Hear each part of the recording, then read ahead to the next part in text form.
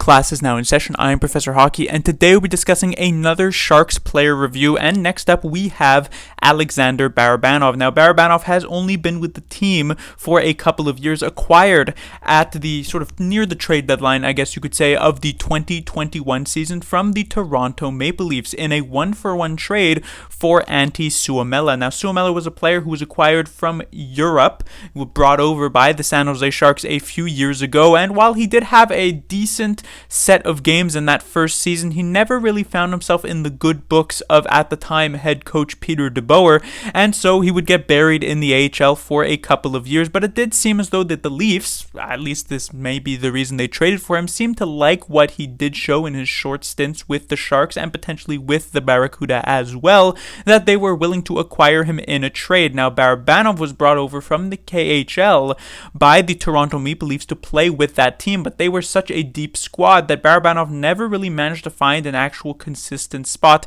in that team's lineup. And so Dubas decides to give an opportunity to Barabanov by sending him to a weaker team like the San Jose Sharks, while the Sharks allow Suomela to get that change of scenery, and this ends up being a massive win for the San Jose Sharks, and one of the few bright spots of the last couple of years of Doug Wilson's tenure as San Jose Sharks GM that was otherwise rather shaky, because Barabanov comes in and immediately makes a strong impact with the team, plays on that top line with Tomas Hertl and Evander Kane, and puts up 7 points in 9 games, which was good enough to earn him another contract with the Sharks. Still very much a prove me type of deal, as they give him a 1-year, $1 million contract. And then in the 21-22 season, he puts up a solid amount of points to get him then a 2-year, $2.5 million per year contract for this season, and of course 1 more year going into the next one. And this actually makes him one of the most valuable contracts on the San Jose Sharks side, because his point total only continued to go up this year. As we can see, 68 games played,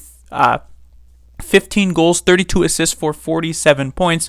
If we were to project this over a full 82-game season, this would be about 56 points on the year, which is quite good for a top 6 player of Barabanov's caliber. He's not necessarily at that same type of level as you would expect from a Timo Meier or a Tomas Hertl, but he's just slightly right below that, and I thought he had a very solid season for sure. Another good thing that really is a feather in Barabanov's cap is actually sort of the differences in where he was deployed this season compared to last, because obviously there was an increase in points compared to last season, but last year we saw that Barabanov had most of his time playing on that top line with Hertl and Timo Meier. About 40% of his even strength ice time was with those two players. And if you take a look at that top line, you're thinking, okay, Timo Meier is carrying the brunt of it, Tomas Hertl is a very big help, and Barabanov is sort of like that third odd man out on that line, who is doing good things, and he did definitely do some good things last season, but he felt as though he was always sort of the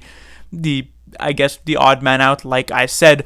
But this year, he actually found himself mostly playing on the second line with Logan Couture, and his most common lineup combination was with Couture and Matt Nieto. And Matt Nieto is certainly not going to be the driving factor of that line, and so Barabanov definitely had to step up and actually be a driving factor on this line for the first time, as he did with the San Jose Sharks. And I think he did a very good job at that. Really helped also Logan Couture's game, who of course we know set a career high, or at least tied a career high in terms of points as we got to the later parts of his career. So Barabanov does indeed need to get some credit for that. Did a really solid job. Obviously there are going to be those same factors that I mentioned with Logan Couture, which is just generally the Erik Karlsson effect. Are Barabanov's numbers just generally inflated from playing with a 100-point Erik Karlsson? Yes, this may very well be the case, but I do think a good amount of credit still needs to go towards Barabanov, who I felt had a very notable improvement offensively this season.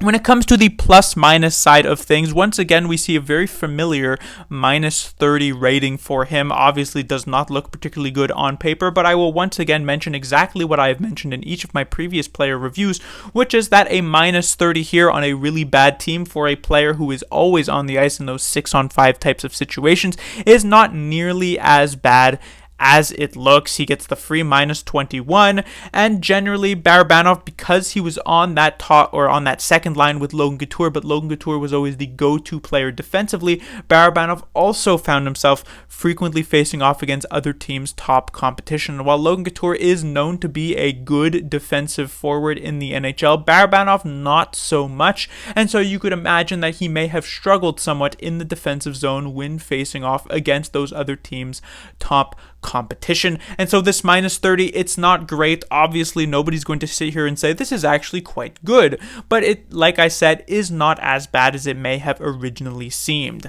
And then when it comes to his time on ice, it definitely did see an increase from last season. Last year, he was at about just over 17 minutes, now at just over 18 minutes.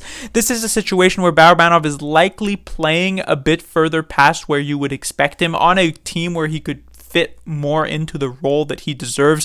He'd probably be like a solid second liner with potentially first power play unit time, but absolutely at the very least second power play unit time, and maybe end up with closer to like 16 and a half minutes of ice time. But because the Sharks were obviously extremely shorthanded in the top 6 player department, even when fully healthy, the Sharks only, and before any trades, the Sharks only had 4 top 6 players with Meier, Hertl, Couture, and Barabanov himself. This means that he's frequently getting that top power play unit time. He's frequently sort of being played in these big time situations. And while I do think he fit into that role very well, and I'm not saying he sort of underperformed in terms of 18 minutes of ice time, I am saying that it was slightly more than you would expect if the Sharks were able to sort of maybe play more to his strengths, I guess you could say.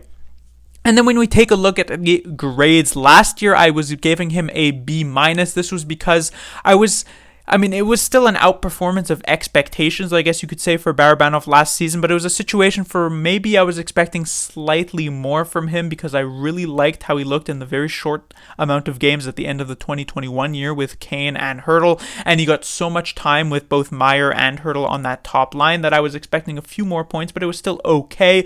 This year, him playing in a situation where it is less beneficial to him because he's on that line more frequently with Logan Couture and, of course, Matt Nieto, and then he still managed to put up a good chunk more points than last season, makes me think that he certainly outperformed his expectations compared to last year. And so while last year he does get that B-, this year he gets the grade of a B. Class dismissed.